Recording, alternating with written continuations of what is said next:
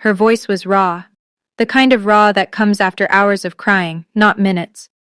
"Miranda, I need to talk to you." "Okay." "Craig told me. He said he borrowed money from your mom's account. He said it was temporary. He said the restaurant was going through a rough patch and he was going to pay it back." "How much did he tell you he took?" "He said 40,000. I closed my eyes. 40,000. He told his wife 40,000. The real number was 340. "Denise, I'm not going to lie to you. The forensic accountant has traced every dollar. It's not 40,000. Silence. "How much?" "I can't get into specifics before the hearing, but it's significantly more." More silence. Then, "He told me it was just the restaurant." "Denise, did you know about the gambling?" The pause was so long I thought the call had dropped. "What gambling?" There it was. She didn't know. Craig had two separate lives, the one Denise saw and the one the bank statements showed. "I'm not telling you this to hurt you," I said, "but Mom's money is gone. Nearly all of it." Denise started crying again. Not loud, just the kind of breathing that means someone's world just changed shape. Then she said something I wasn't expecting. "He told me she's at Lakeview, the one near Tavares. He said it was the best option." Confirmation. The name. The location. Everything matched. Before she hung up, Denise said one more thing, barely above a whisper. "He told me not to call you. I'm sorry, Miranda." "I know," I said. "Thank you for calling anyway." The night before the hearing, I sat on the edge of the hotel bed and opened a small box I'd brought from Mom's house. Photographs. Old ones. Faded Polaroids and 4x6 prints with rounded corners. There was one from 1991. Mom standing behind Craig and me in the backyard. Craig was 15, holding the seat of my bicycle while I pedaled for the first time without training wheels. Mom was laughing, both hands up, mid-clap. I was 10. My front teeth were missing. I held the picture for a long time. The man who taught me to ride a bike was the same man who moved our mother into a facility under a false name and emptied her accounts to cover gambling debts he'd hidden from his own wife. I kept trying to make those two people fit inside the same person, and they wouldn't. Janet called at 9. "Everything's filed. Helen is prepared to testify. A PS report is submitted. Ruth will be there. Are you ready?" "No," I said. "But my mother doesn't have time for me to be ready." I hung up and called Lily. "Hey, Mom." "Hey, sweetheart. Big day tomorrow." "I know." She paused. "You've got this." "I hope so." "No. You've got this. You found Grandma. You got the records. You did everything right." I wanted to tell her that doing everything right doesn't always mean things work out. But she was 14, and she believed in me, and I wasn't going to take that from her. "I love you, Lily." "Love you too, Mom. Go get 'em." I set the photograph on the nightstand next to the hotel alarm clock, face up. Mom laughing, Craig holding the bicycle, me pedaling into the open. Tomorrow, I'd walk into a courtroom against my own brother. Tomorrow morning, I walk into a courtroom to face my own brother. I have the bank records, I have the forensic report, I have the intake form with a name that isn't my mother's. But Craig has something too. An entire community that believes every word he says. If you've ever had to stand alone when everyone else chose the easier story, tell me in the comments. I want to hear it. And if you've been listening this far, that subscribe button is right there. Let me tell you what happened when the judge saw those numbers. Orange County Courthouse. Thursday, 9 a.m. Second floor, room 2B. A small hearing chamber at the end of a hallway that smelled like floor polish and recycled air. No jury, no gallery full of spectators, just a compact room with a judge's bench, 2 tables, a projector screen, and a bailiff by the door. At the left table, me, Janet, and Helen Trask with her laptop and a printed copy of the forensic report.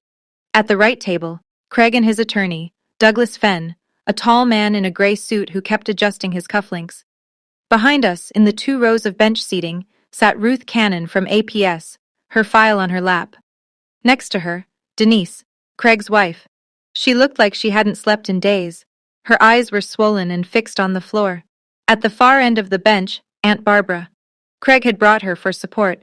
She sat straight-backed, clutching her purse with both hands. The Honorable Patricia Voss entered from the side door. Mid-60s, silver hair pulled back, no-nonsense posture. She had a reputation in Lake and Orange County guardianship cases, fair, but sharp. She didn't tolerate wasted time. "This is an emergency hearing on the matter of Dorothy Henley," she said, settling in. "Petitioner seeks revocation of guardianship and an injunction for protection against exploitation under Section 825.1035. Respondent is Craig Henley, current court-appointed guardian."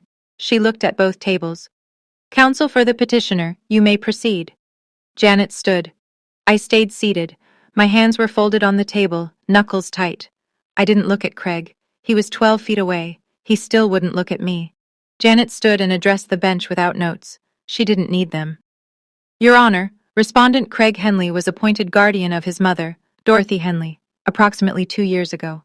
During that time, and specifically over the past 14 months, approximately $340,000 has been transferred from Dorothy's accounts to the respondent's personal bank accounts and a business entity he controls."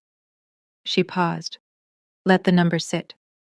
"Additionally, respondent relocated Dorothy to a care facility in Lake County, outside the county of her residence, under her maiden name, Dorothy Beckett. The intake form lists no other living relatives, despite the fact that petitioner Miranda Henley, Dorothy's daughter, is alive and has been actively attempting to maintain contact." Fenn stood. "Your Honor, my client has been the primary and sole caregiver for 3 years. The transfers in question were authorized expenditures related to Dorothy's medical care and housing. The relocation was a medical decision made in the best interest of the ward." Judge Voss looked at him over her glasses. "Authorized by whom?" "By the guardian, my client, under the authority granted by this court." "I'll review the evidence. Petitioner, call your first witness." Janet turned. "We call Helen Trask." Helen rose from her seat beside me. She carried her laptop to the witness stand, connected it to the projector, and waited for the screen to load. I glanced at Craig. For the first time since we sat down, he shifted in his chair. His jaw was tight. His fingers drummed the table once, then stopped. Fenn leaned toward him and whispered something. Craig shook his head. The screen flickered on. A timeline filled the display. 14 months of red dots and labeled arrows. The room got very still. Helen adjusted her glasses and began. "Your Honor, I was retained to conduct a forensic reconstruction of Dorothy Henley's financial accounts over a 24-month period." She pointed to the screen. "This timeline represents every significant transaction. Each red marker is a transfer or withdrawal. The arrows indicate the destination." She clicked. The first cluster lit up. "Between August of last year and this October, 9 wire transfers totaling approximately $340,000 were routed to 3 accounts. 2 are personal checking accounts held solely by Craig Henley. The third is a business account for an LLC named Henley Hospitality, a restaurant venture that ceased operations 8 months prior. Funds continued entering that account well after closure." She clicked again. A second layer of data appeared. An additional $65,000 was withdrawn via ATM. The merchant codes and withdrawal patterns are consistent with online gaming platforms. The room was silent. Judge Voss hadn't moved. Helen continued. "The ward's daughter, Miranda Henley, deposited $1,200 per month into an account designated for Dorothy's care. Over 14 months, that totals $16,800. Each deposit was transferred to Craig Henley's personal account on the same day it arrived. None of it reached any vendor associated with Dorothy's medical, nutritional, or residential needs." She clicked one final time. A line graph appeared. The balance over time. A long, steady decline from $412,000 to $68,000. The current remaining balance is $68,000. Of the $344,000 that left Dorothy Henley's accounts, not $1 is attributable to her legitimate care. Helen closed the laptop. "That concludes my analysis." No one spoke. Judge Voss stared at the now blank screen for 3 full seconds before turning her gaze to Craig. He was looking at the table. Ruth Cannon took the stand next. She described the APS investigation, the initial report, the failed search under Dorothy's legal name, the eventual discovery at Lakeview Senior Care in Tavares. "When we located Ms. Henley," Ruth said, "she was underweight. Her medication records showed gaps of multiple days. There was no physician visit logged in over 3 weeks. She was alert but disoriented and showing signs of dehydration. Janet then entered the intake form into evidence. She held up the document so the judge could see it. Your Honor, this is the admission form for Lakeview Senior Care. The patient is listed as Dorothy Beckett, Ms. Henley's maiden name. Next of kin is listed as Craig Henley, and under Other Living Relatives, the form states, and I quote, none. She set the form down. Dorothy Henley has a daughter, the petitioner, Miranda Henley, who has been trying to reach her for months. She has a sister, Barbara, who is present in this courtroom. The respondent deliberately falsified this information to prevent family contact. Judge Voss turned to Craig. Mr. Henley, can you explain why your mother was registered under a different name? Craig straightened. His voice cracked on the first word. It was a mistake. The facility asked for her maiden name and a mistake. Judge Voss's tone was flat. A mistake that also lists no other living relatives. Your sister is sitting 12 feet from you, Mr. Henley. Craig said nothing. In the bench behind him, Aunt Barbara's hand slowly came up to her mouth. Her eyes moved from Craig to the intake form projected on the screen. She was reading the words herself now. No other living relatives. She hadn't known. Until this moment, she hadn't known. Fenn stood and tried to steady the room. Your Honor, my client was overwhelmed by the demands of full-time caregiving. The transfers were intended as short-term loans that he planned to repay. Loans. Judge Voss repeated the word like she was testing its weight. From a woman with moderate dementia who cannot consent to financial transactions. She folded her hands. Mr. Fenn, I've reviewed the forensic report in detail. There is no loan documentation, no repayment schedule, no written agreement.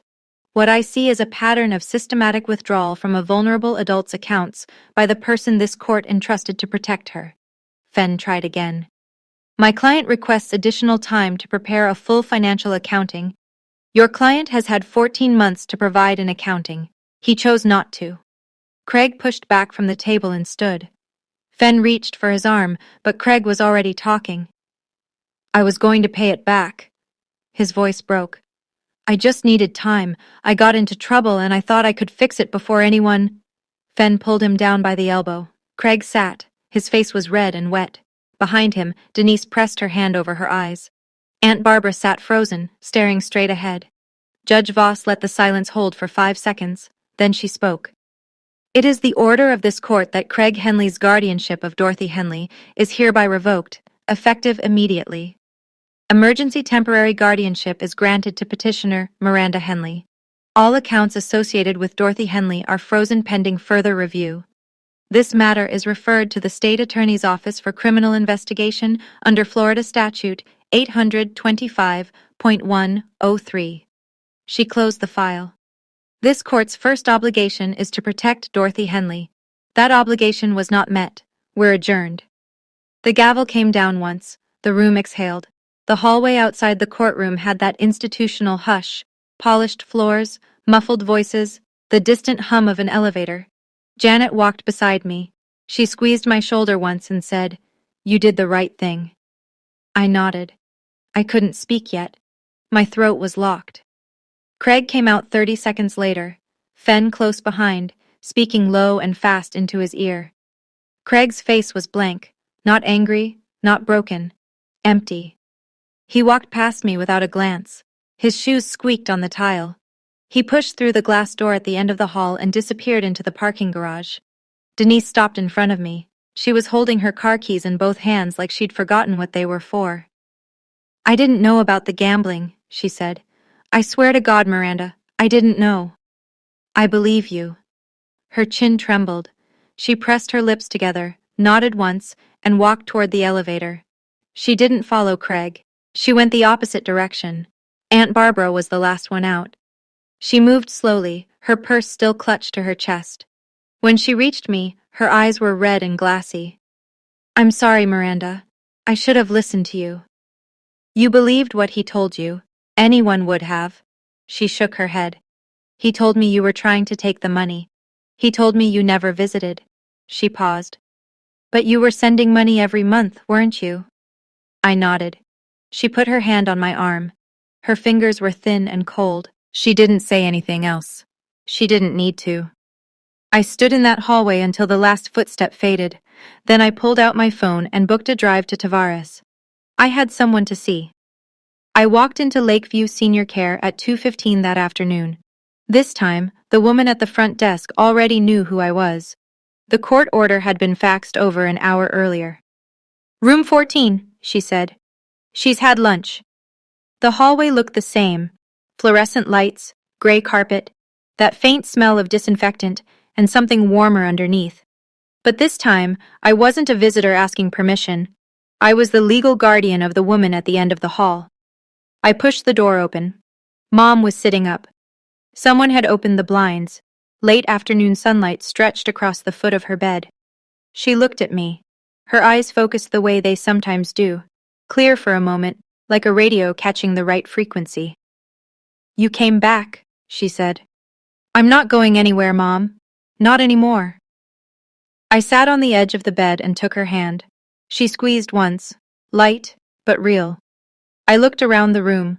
Bare walls, no cards, no quilt, no orchid on the windowsill. This woman had filled classrooms with alphabet posters and seasonal decorations for 35 years. She kept a garden in Michigan that made the neighbors stop their cars. And she'd been living in a room with nothing that belonged to her. "Craig said you didn't want to see me anymore," she said. Her voice was matter-of-fact, the way dementia sometimes delivers information, flat and certain, without context. "That was never true, Mom. Not for a single day." She nodded slowly, like she was filing it somewhere that might or might not hold. I reached into my bag and pulled out the quilt she'd made when I was 7, blue and yellow squares, hand-stitched. She ran her fingers over it and smiled. That was enough. For now, that was everything. The next 2 weeks moved in straight lines. Janet filed the petition to convert the emergency guardianship into a permanent one. I called memory care facilities near Raleigh and visited 3 before settling on Magnolia Ridge, 15 minutes from my house, a room with a wide window facing a small garden, staff who introduced themselves by first name and didn't rush. Mom's neurologist at Lakeview did a full reassessment. Moderate dementia, unchanged. But the doctor noted that consistent medication, regular meals, and structured social interaction could stabilize her and potentially slow further decline. "She's been neglected," he said. "Not beyond recovery, but the window narrows every month." I arranged medical transport, Claremont to Raleigh, a 2-day drive with an overnight stop in Savannah. I'd follow in my rental. Janet called me midweek with an update. "The state attorney's office has opened a file on Craig. Exploitation of an elderly person, first-degree felony under 825.103. If they charge him and he's convicted, we're talking 5 to 30 years. I sat in the parking lot of Mom's facility and let that sink in. I didn't set out to send my brother to prison. "I know," Janet said. "But the law doesn't ask why you started looking, it asks what you found."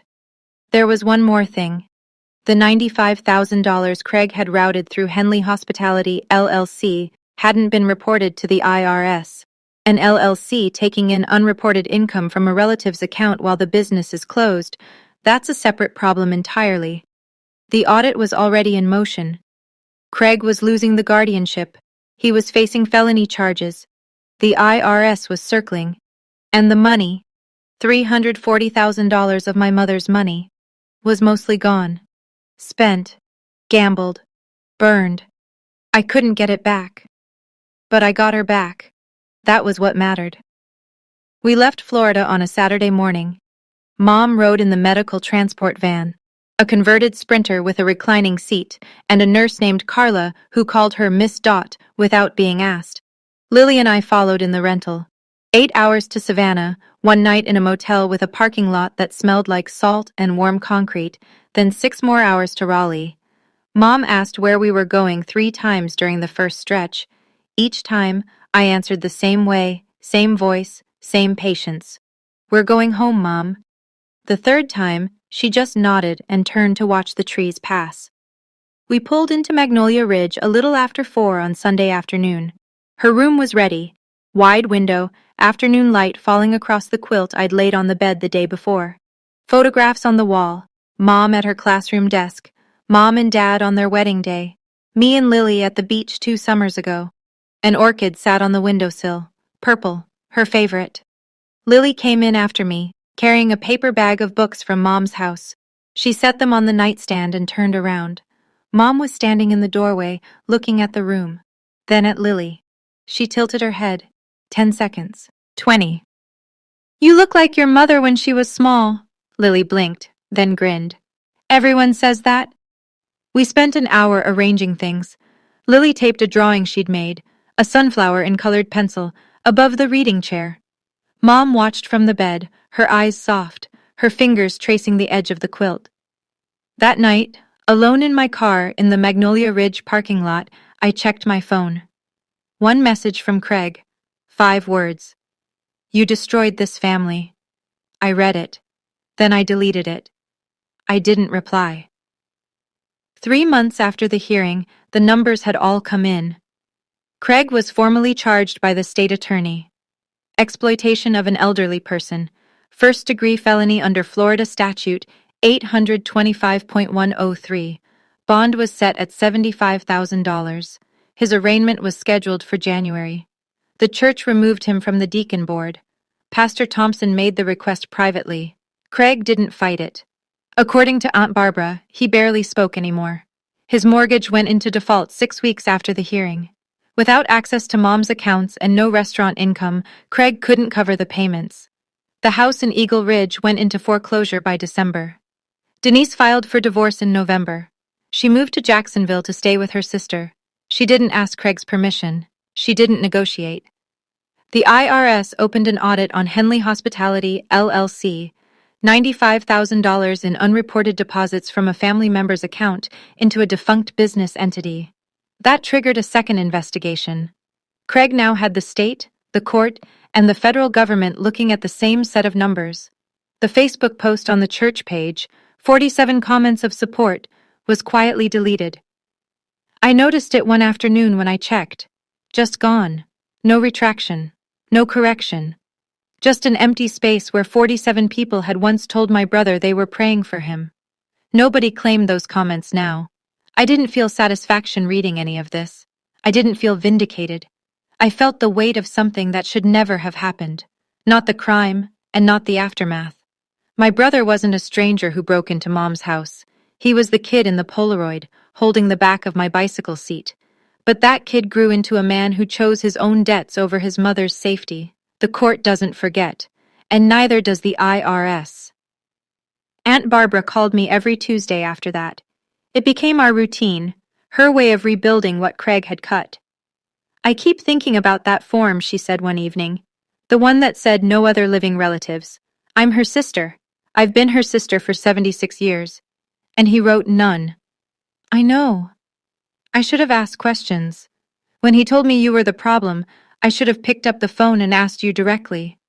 You wanted to believe him, Aunt Barbara. He's your nephew. That's not a flaw. That's family. She was quiet for a moment.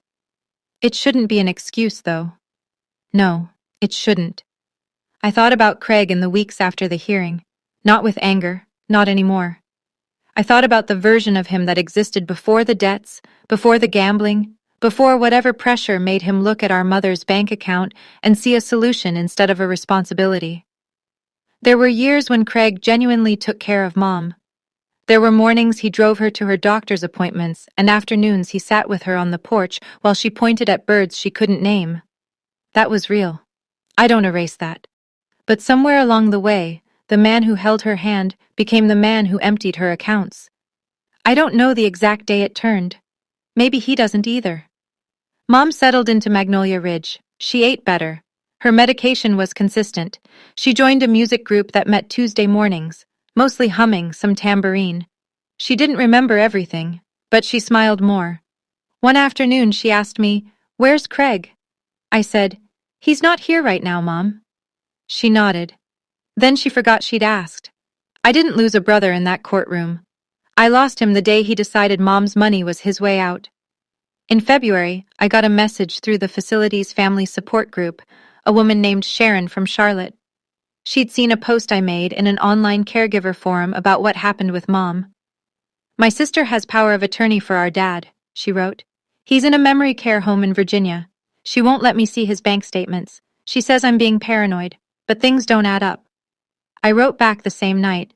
I told her what to do, step by step. Contact an elder law attorney, file a report with Adult Protective Services, ask the attorney about subpoena options. Don't wait. 2 more messages came that month. Different women, same pattern.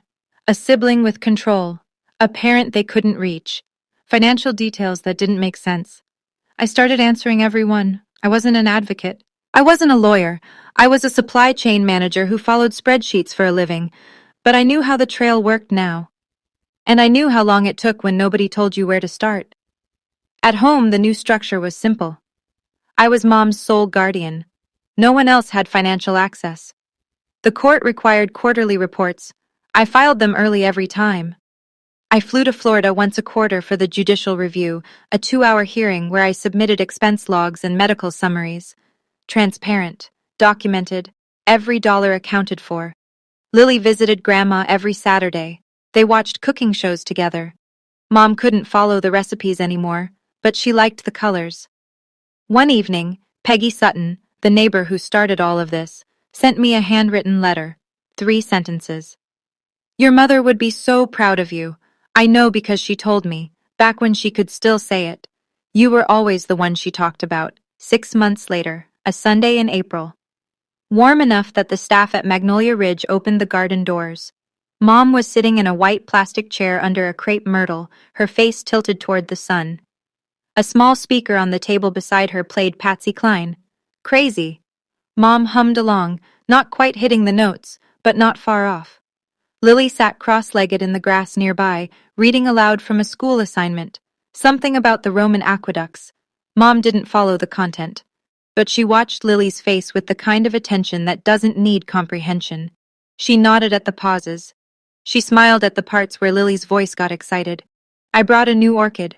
White this time, because the purple one on the windowsill had finally bloomed out. I set it next to the old one. Later, in her room, I helped Mom into her chair by the window. She reached for my hand and held it. Her grip was stronger than it had been in Tavares.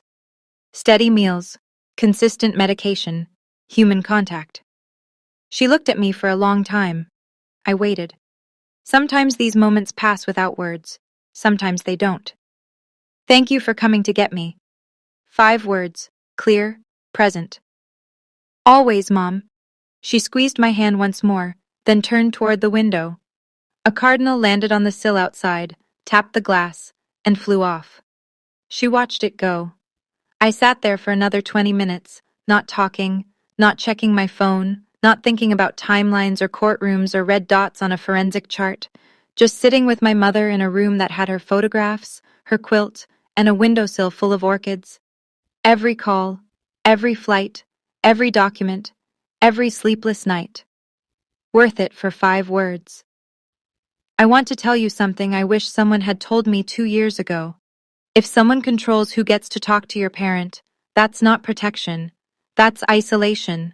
There is a difference, and it matters. A caregiver who is doing right doesn't need to block your calls or cancel your visits or tell you the iPad is broken again. You don't need to live nearby to have the right to know your parent is safe.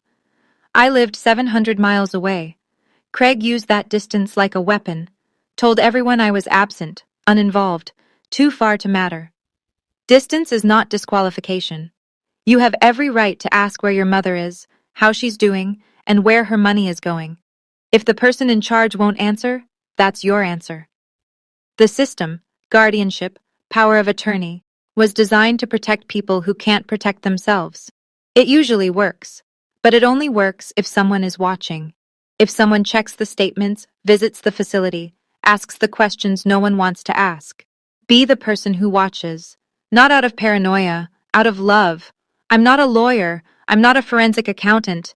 I'm a supply chain manager who tracks shipments and budgets for a living. But I know how to follow a trail, and when the trail leads to someone you love being hurt, you follow it to the end. You don't stop because it's uncomfortable. You don't stop because your family tells you to. My brother is facing felony charges.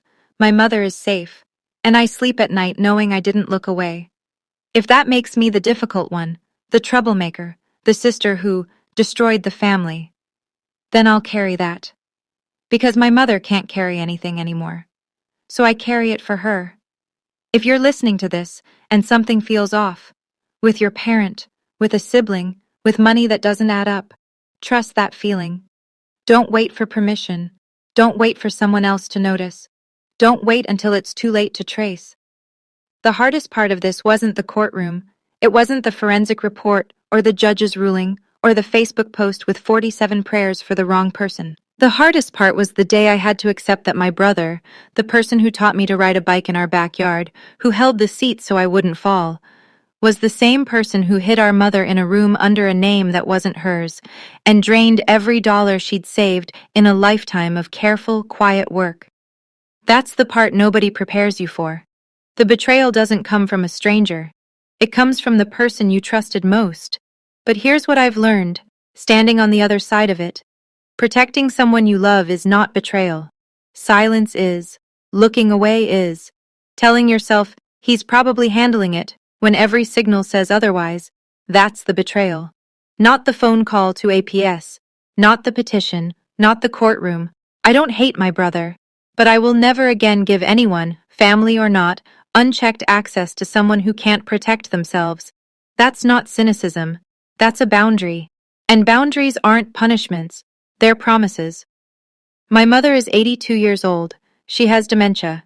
She forgets my name sometimes. But last Sunday, she held my hand and said, "Thank you for coming to get me." And that's all the proof I need that I did the right thing. Protecting someone you love is not betrayal. Silence is. That's my story.